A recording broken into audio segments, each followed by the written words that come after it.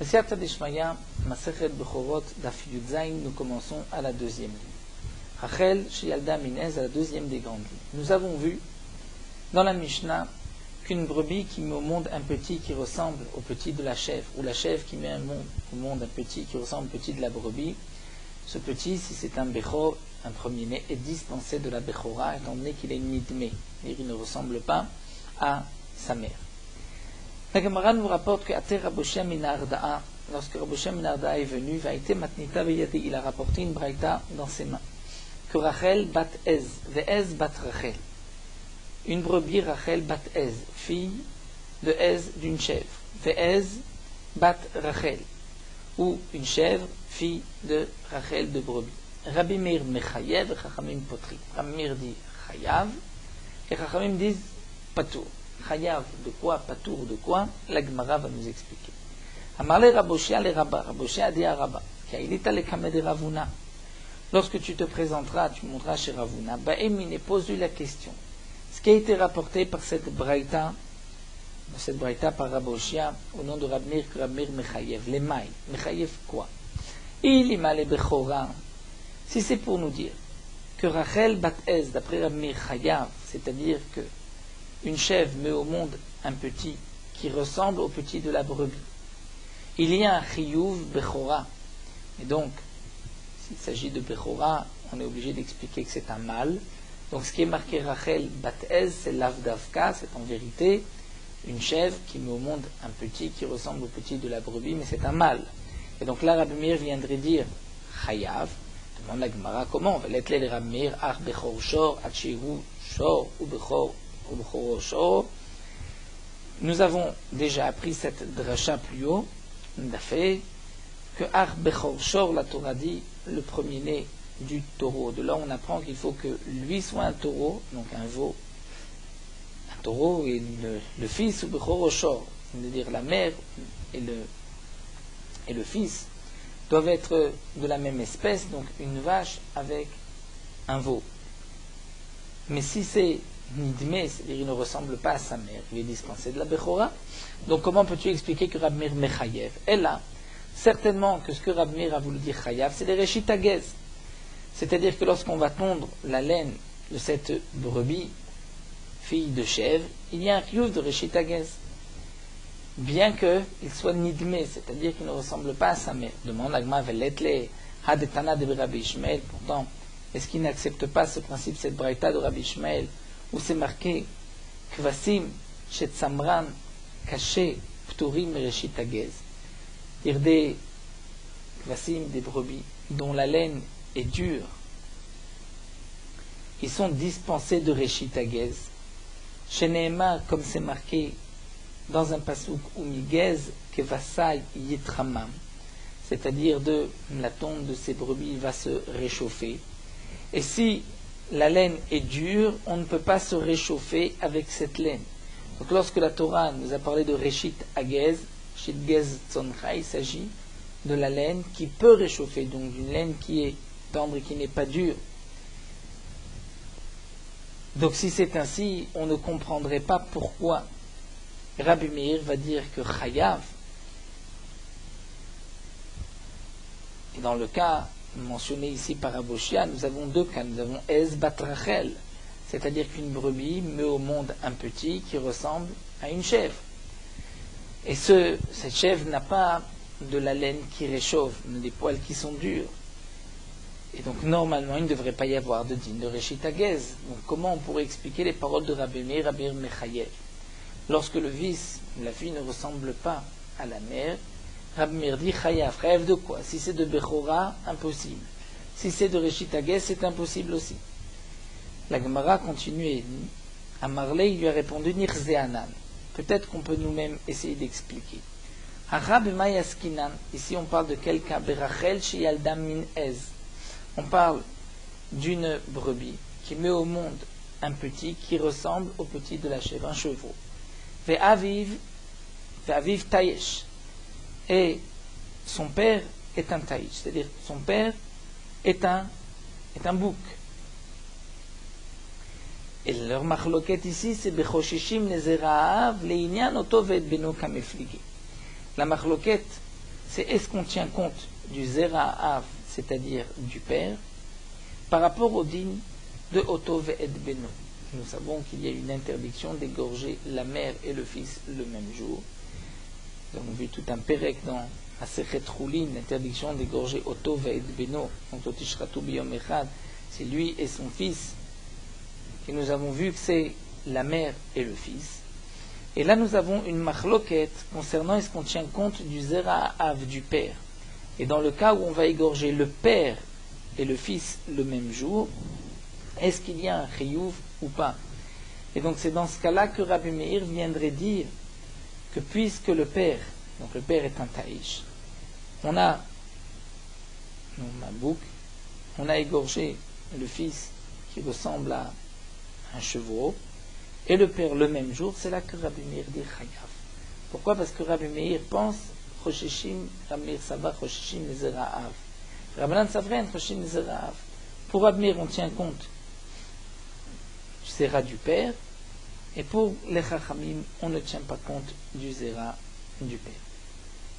La Gemara demande, mais si c'est là leur machloket entre Rabbi Meir et les Chachamim, Yachil Iflogi B'Choshishim Zera Av Be'alma, et Plukta de Hanania et Rabbanan, si c'est ainsi, il devrait être en machloket, non pas lorsque une brebis met au monde un petit qui ne lui ressemble pas, même dans le cas où la brebis met au monde un petit qui lui ressemble. On n'a pas égorgé la brebis et son fils, on a égorgé le père et le fils, c'est la machloket de Rabbanan et Hanania. Donc Rabbi Meir, s'ils sont en machloket, ils auraient dû reprendre la machloket de Hanania et Rabbanan et non pas dans un cas de nidmé où le petit ne ressemble pas à la mère, elle a léolam l'ibchora. Donc on est obligé de dire qu'en vérité on parle par rapport au din de Bechora. Et donc Rabbi Meir viendrait dire, lorsqu'une brebis met au monde un petit qui ne ressemble pas, ou une chèvre met au monde un petit qui ne ressemble pas, il y a un din de Bechora.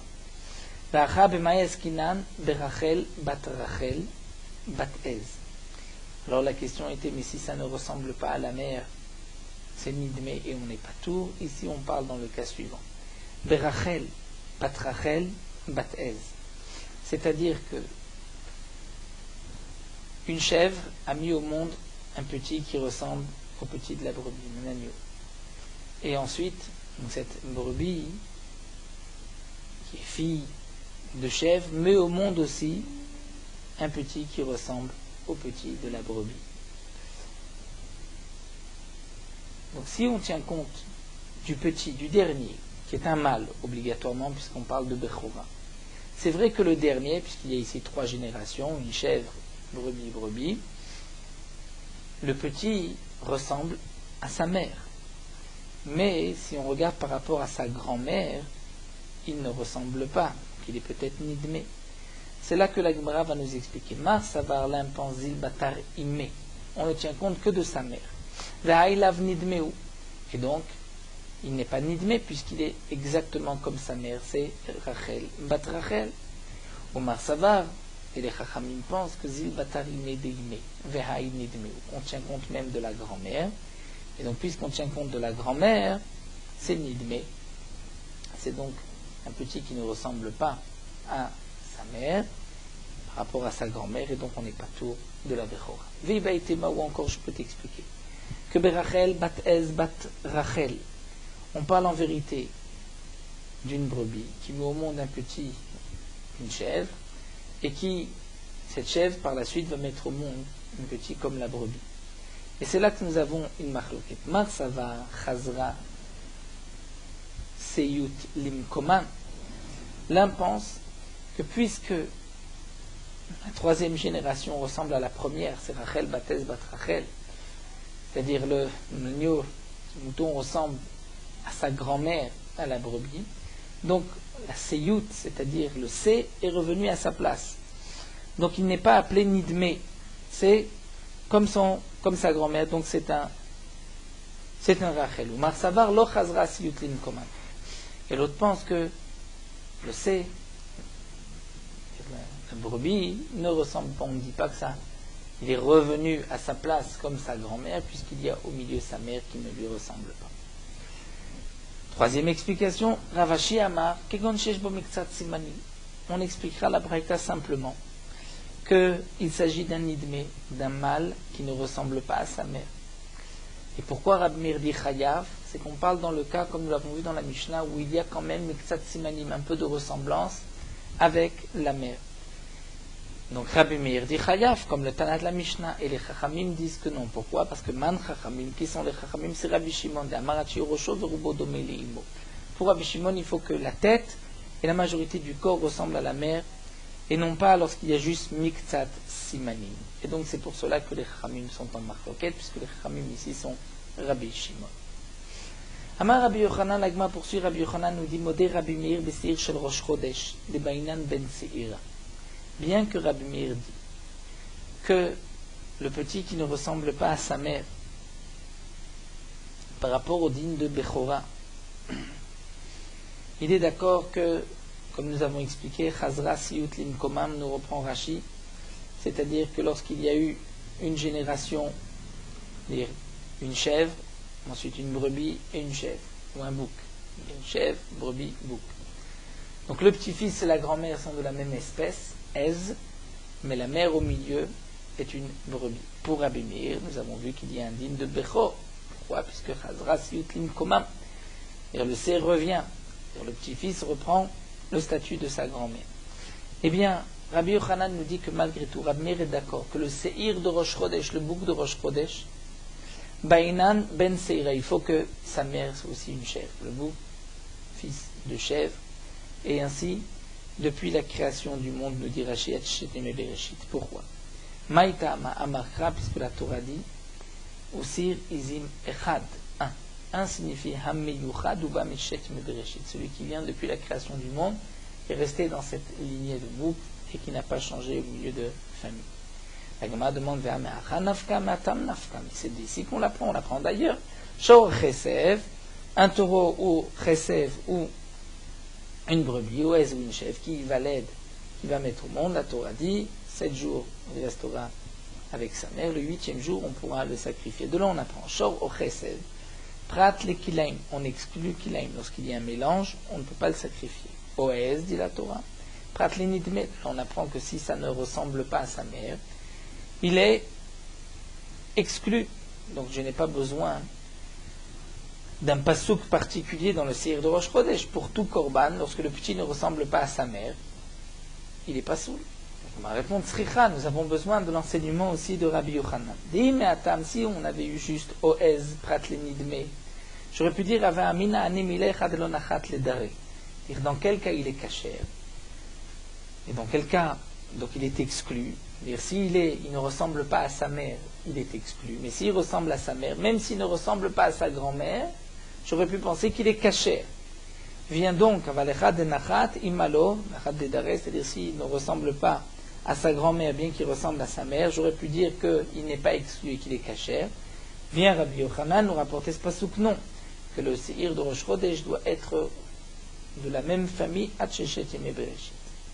Oui, mais après, si on a vu juste le passage de Rabbi Yochanan Avamina, j'aurais pu penser que Anem Delegabe Korban Chova, seulement lorsque c'est un korban obligatoire, un korban Khatat, Aval Nedava, mais si c'est un cadeau, là, peut-être qu'il n'y a pas ce din-là. Donc, Tzricha, nous avons besoin des deux psukim pour nous dire que tout korban doit ressembler à ses parents, mais aussi à ses grands-parents, ainsi de suite. Hatchet Mevereshit, il ne doit pas y avoir de nidme au milieu.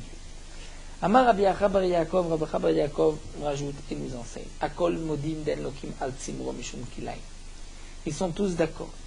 Den lokim, qu'il n'y a pas de malkout al tzimro sur sa laine, mishum kilaim, à cause du din de kilaim de sha'atnez. Chez Neymar, la Torah dit lotilba sha'atnez, c'est-à-dire tu ne porteras pas un habit où il y a de la laine et du lin mélangés. Et donc le sha'atnez, c'est du lin et de la laine. Je vais apprendre la laine comme le lin. Ma pishtan shelo nishtane. De la même manière que le lin n'a pas changé. Et bien de même, je dirais aftsemer shelo nishtane. Il faut aussi de la laine pour qu'il y ait une interdiction de kilaim, de sha'atnez, qui n'est pas changée. C'est-à-dire que la laine de cette brebis provient d'une brebis qui est fille de brebis et petite fille de brebis et ainsi de suite, jusqu'à Shechet Yemei Bereshit. Mais si au milieu il y avait un nidme, ce n'est pas considéré comme la laine que la Torah nous a interdit de porter avec du lin. Amar Rav Papa rajoute Nidia Kol Modim Shetzimro Pasul les Trelet. Ils sont tous d'accord que si, dans la lignée, il y avait une bête nidme, on ne pourra pas prendre la laine, même si maintenant nous avons devant nous une brebis qui a de la laine, un mouton qui a de la laine, on ne pourra pas l'utiliser pour le teindre en techelet, en bleu pour les tzitziot. Pourquoi chez Neymar le tilba shatnez, et juste après la Torah dit Gdilim taselecha. Tu ne porteras pas de shatnez, mais tu feras des tzitziot. De là on apprend ma pishtan shelon ishtane. Donc les tzitziot et le techelet doit ressembler au lin. De la même manière que le lin n'a pas changé, Aftsemer Shelon Ishtane, il n'y a pas eu de changement dans le lin. Toujours le lin une graine de lin, il n'y a pas eu de changement au milieu. De même pour la laine Shelon Ishtane. Donc lorsque nous avons de la laine d'une brebis, mais dont la grand-mère ou l'arrière-grand-mère avait une ressemblance avec une chèvre, dans ce cas-là, la laine de cette brebis est psoula. Amar Rav Nachman bar Yitzchak akol modim shen simrom et tamim negaim. Rav Nachman bar Yitzchak rajoute, sont tous d'accord que si ce n'est pas un C depuis de génération en génération, donc la laine n'a pas de tumat negaim, ne peut pas devenir impure lorsqu'il y a une tache de lait. Shenema, comme c'est marqué dans la Torah, si une tache de lait, beged semer ou beged pishtim, dans l'habit de laine ou de lin. Ma pishtim sheneshtane, donc on apprend la laine comme le lin. Le pishtim sheneshtane n'a pas eu de changement. Aftsemer sheneshtane, de même la laine qui n'a pas eu de changement, c'est-à-dire toujours été brebis, fille de brebis, et ainsi de suite. Amar Ravashi nous dit Afanu Nomar, on va rajouter, on dira Idla Agefen Al-Gabet Te'ena. Si un homme a fait suspendre une vigne sur Al-Gabet Te'ena, sur un figuier, Yeno Pasul Ansachi, le vin de cette vigne ne sera pas apte à être versé sur le misbéach. Maïtama, pour quelle raison? Parce que la Torah nous parle de Zevar Unsachim, un korban, et les Nesachim, c'est-à-dire le vin qu'on va verser sur le misbéach. De là j'apprends, Ma Zevar Shelon Ishtane, Af Nesachim Shelon Ishtanu. De la même manière que le Zevar, c'est-à-dire le korban, l'Onishtane n'a pas le droit, nous avons vu, ne peut pas changer, puisque nous avons vu que le Nidme, s'il ne ressemble pas à sa mère, c'est comme avec les Pasoul. Af Nesachim Shelon Ishtanu, de même les Nesachim, on parle de Nesachim qui n'ont pas eu de changement. Et donc s'il y a une vigne qu'on a suspendue sur un figuier, ça s'appelle un changement. Alors Matkif le Ravina demande, mais alors, il de la pishtan al gabe hege, achinamed el si on a pris du lin, on a suspendu sur des ronces, est-ce que tu diras aussi que c'est un changement? Imken lomatzita martama pishtan shelon ishtane. Donc tu ne peux plus, reprenons à la base, tu ne peux plus dire comme le lin qui n'a pas changé, puisque le lin parfois d'apishtan, même ishtane, parfois il est au-dessus de ronces, d'orties, et pourtant c'est du lin. Donc, de même, nous voyons que pour la vigne, lorsque tu prends la vigne que tu suspends sur un figuier, ça ne s'appelle pas un changement. Donc ça devrait être caché. Amarlé dit non, c'est différent. L'un, son odeur a changé, et l'autre, son odeur n'a pas changé. Le lin, lorsqu'il était au-dessus, il a poussé au-dessus de ronces et d'orties, il n'y a pas eu de changement dans l'odeur du lin. Alors que la vigne, qui a poussé au-dessus d'un figuier, le raisin n'a pas la même odeur, n'a pas le même goût, et donc c'est considéré comme un changement, il ne sera pas sous l'ensari. On continue avec une nouvelle Mishnah, Rachel chez l'Obicha. Cette machloquette, la Gemara l'avait déjà rapportée auparavant, une brebis qui n'a pas mis encore au monde, et Yalda Shnei Zecharim, mais elle met au monde d'un coup de mâles. Veyatsu Shnei Rachem Ka'achat, et les deux têtes sont sorties en même temps. Est-il un Bechor ou deux Bechor? Rabbi Yossi Agli Omer Shnem la Kohen. Les deux vont être donnés au Kohen. Il y a deux Bechorim. Shnema, comme c'est marqué Hazecharim l'Hachem, les mâles au pluriel seront pour Hachem. Dans quel cas? Lorsque deux sont sortis en même temps. Chachamim omrim non. Chachamim disent Yefshar les tzamtzem. Il est impossible. Les tzamtzem, c'est-à-dire que les deux têtes sortent en même temps.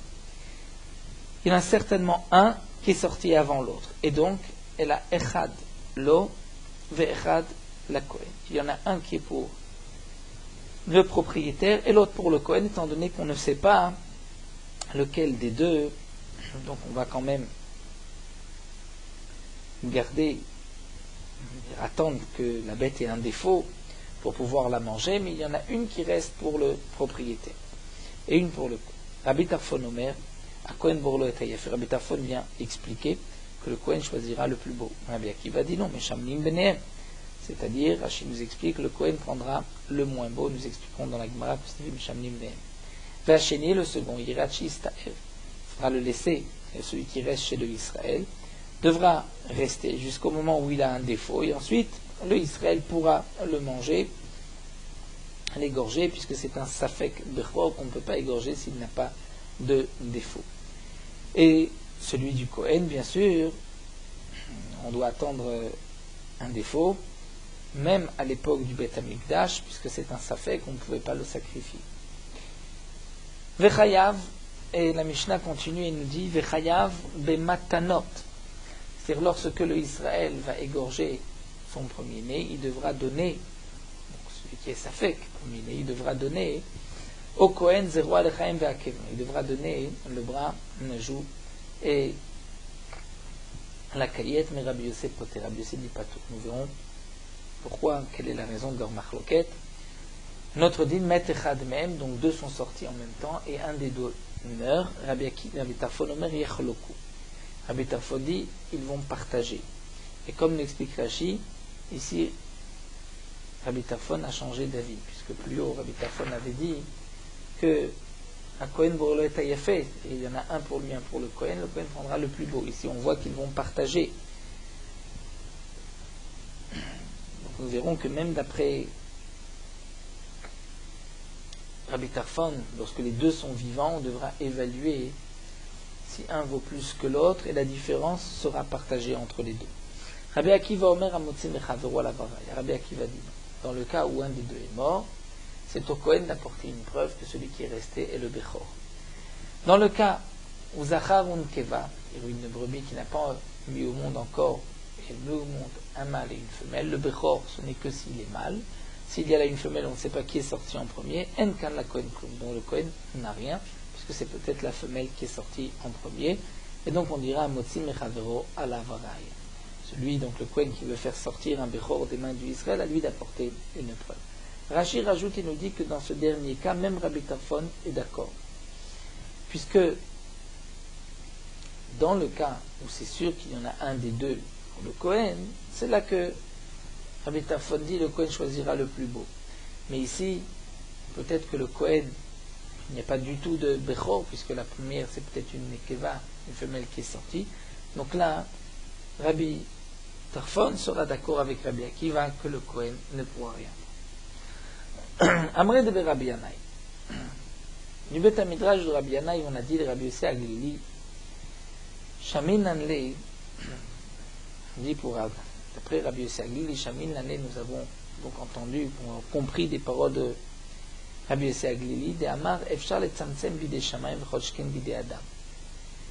D'après Rabbi Yossi Aglili, comme nous l'avons vu dans la Mishnah, Efshar le Tzamtzem, c'est-à-dire une naissance, où deux sortent en même temps. Pour Rabbi Yossi Aglili, les deux sont sortis en même temps. Donc, Efshar et Tzamtzem, il est possible d'être précis et que les deux soient sortis en même temps, même si ce n'est pas voulu, puisque c'est Minashemem, c'est une naissance. Et donc, on dira, Cholshken bide Adam, à plus forte raison que si un homme veut faire en sorte que on puisse les Tzamtzem, c'est-à-dire que les deux soient au même moment, nous verrons dans d'autres cas aussi où on peut retrouver le din de Efshar et Tzamtzem. Donc on peut imaginer que bide Adam, on peut être mitkaven à une mesure ou à quelque chose de particulier, que ce soit exactement précis les deux en même temps. D'après les Chachamim, bide Shamayim efshar le tzamtzem. Pour les Chachamim, on voit dans notre Mishnah que bide Shamayim, dans une naissance, puisque ce n'est pas voulu. Donc là c'est vrai que efshar le tzamtzem, mais bide Adam maï, lorsque c'est dans les mains de l'homme. Est-ce qu'il y a une possibilité les tzamtzem? Pas. Est-ce qu'on peut dire que c'est juste à cet endroit-là? Tashma, la Gemara va essayer d'apporter une preuve. C'est marqué Chut Shel Sikra. Nous savons que dans le Mizbeach, il y avait un fil rouge qui contournait le Mizbeach pour délimiter la moitié du supérieur du Mizbeach et la moitié inférieure du Mizbeach, puisqu'il y a des corbanotes dont on aspergeait le sang en haut, d'autres en bas. Donc il y avait un Chut Shel Sikra, un fil rouge, Chogro Be'emtzam, qui était attaché une ceinture au milieu du Mizbeach. Les Avdil ben damim aïlonim damim atartim. Il fait la différence entre le sang qu'on doit asperger en haut et le sang qu'on doit asperger en bas. Veilla Marta. Donc la Gemara veut nous dire, si tu veux dire que d'après le Chachamim Yefshar et Tzamtzem bide Adam, que pour l'homme on ne peut pas être précis. Donc lorsqu'on a mis le Chut HaSikra au milieu du Mizbeach et qu'on va asperger juste au-dessus, peut-être qu'en vérité ce n'est pas exact et qu'on asperge en dessous, dans la partie inférieure du Mizbeach. Zimnim de Kayaï velionim lemata vetartonim lemala. Parfois on risque donc d'asperger Elionim le Maala, le sang du haut en bas, Elionim le Mata, et le sang qu'on doit asperger en bas, on risque de l'asperger en haut. C'est-à-dire que, pourquoi avons-nous fait un route, on a contourné Misbeach avec un fil? C'est bien pour que, juste au-dessus du fil, ce soit caché. Mais si Efshar le Tzamtzem, donc même au-dessus du fil, c'est peut-être pas soul puisque c'est peut-être en bas. Alors la Gemara dit des Marvach Ba Purta. On parle dans le cas, en vérité c'est vrai que Efshar le Tzamtzem ne peut pas être précis, mais on parle d'un route qui était un peu épais, un peu large. Et donc ce fil qui était large, comme un ruban, puisqu'il était large, donc on était sûr qu'au-dessus de ce fil rouge, c'était en haut, et en bas, c'était donc en bas du Misbéa. Donc peut-être que Efshar le Tzamtzem, d'après les Khamim, être précis au millimètre près, mais lorsque c'est un ruban qui est assez large, là on est sûr que ce qui est aspergé en haut est en haut, ce qui doit être aspergé en bas est aspergé en bas. Alors l'Agma va essayer d'apporter une autre preuve, Tashma Midat Kelim, des mesures des Kelim. Les Kelim qu'on faisait au Beth Amikdash, comme le Shulchan, où il y avait une mesure précisée dans la Torah. Donc on voit que Efshar le Tzamtzem, ou Midat Mizbeah, Midat du Mizbeah, vous voyez qu'on était précis, puisque la Torah exige 2 amot et demi.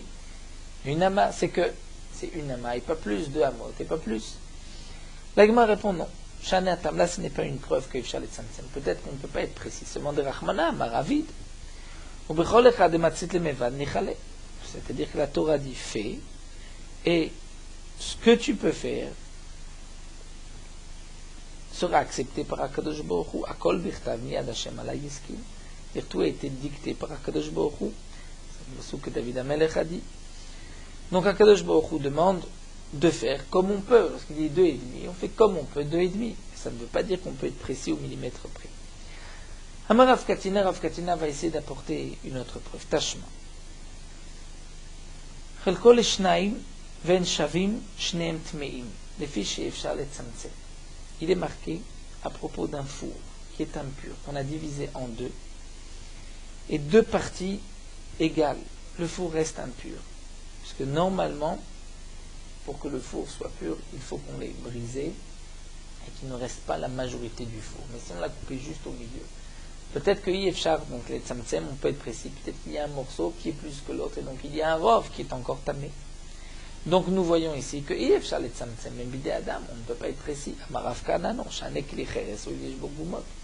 Klicheres c'est différent, étant donné qu'il y a des gumot, il y a des trous, c'est-à-dire qu'il n'est pas, lorsqu'on le coupe, il ne se coupe pas droit, et donc c'est pour cela qu'il peut y avoir là un doute.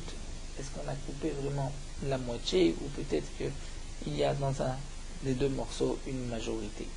Donc c'est pour cela que on est mahmir, on dit Efshar le Tzamtzem, mais peut-être que non, d'après les Khamim, Efshar le Tzamtzem, on peut être précis.